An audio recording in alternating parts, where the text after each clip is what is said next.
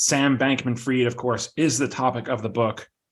How the FTX bankruptcy unwound crypto's very bad good guy, which begs the question, which is what a lot of us want to know, is just exactly who is this guy? We have a good idea who he is, but what makes him tick?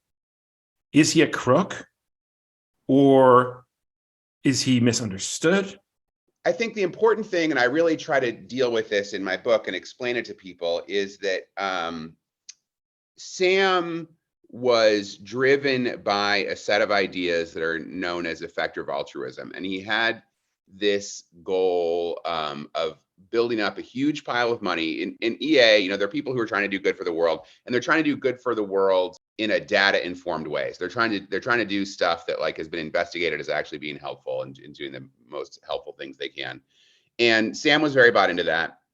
And there's sort of two ways in which EA people are recommended to try to do good in the world. A small number of them it's encouraged for them to just go out and actually do good, like work for nonprofits, work for good causes and try to do good. But then for a larger number of them, more often than not, people in that world go out and get high paying jobs, hopefully ones that don't do harm, and make a lot of money and then give it to things that do good. And so Sam wanted to do that. And he wanted to make just unbelievable piles of money.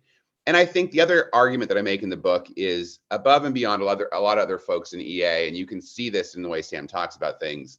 Sam also believed he was the smartest about how to do good. So it wasn't just that he wanted to trust the EA institutions on what he should, give money to support. He was going to be actively involved in all of that. And so I think that informs a larger understanding of how Sam did a lot of things. And probably how he justified some of his behavior, because my guess is once you start to believe that you're kind of saving the world, it becomes easier in a short-term way to justify taking certain shortcuts so that you can build up the giant war chest that you need to save the world. To the question of is he a crook or not, as you said, the courts will decide. But so far, there's several $1 billion missing that shouldn't be missing. That's not good, Yeah. It seems like that money is missing because his firm, Alameda Research, wanted to make some really big swings as the crypto market was coming down, so they could cement their place as the top dog, as the alpha predator in crypto going into crypto winter. Why did he need more money? Because there's no question that FTX was making a lot of money on its own.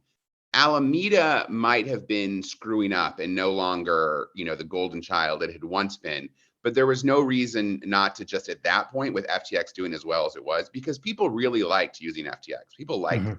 They said it had, good user experience, good functionality. It was an exchange people enjoyed using. They were happy using. It's why did he need to make more? And so the short answer is he didn't. It was, but I think the thinking was, I think what he thought was, one, he wanted to overtake Binance, and I think he saw Binance as vulnerable, and I think he thought he could ride through that, and then if Binance did go down, FTX would be in a place to take that, but they could only really have it cemented if they got to scale. When you talk to Sam, he was always talking about scale. He was always talking to getting to millions of people using crypto, really big apps. He wanted everything to go really big. And obviously the bigger it went, that would mean lots and lots of money going into his coffers, which all of that money would be more influence he could have, more impact he could have on the world.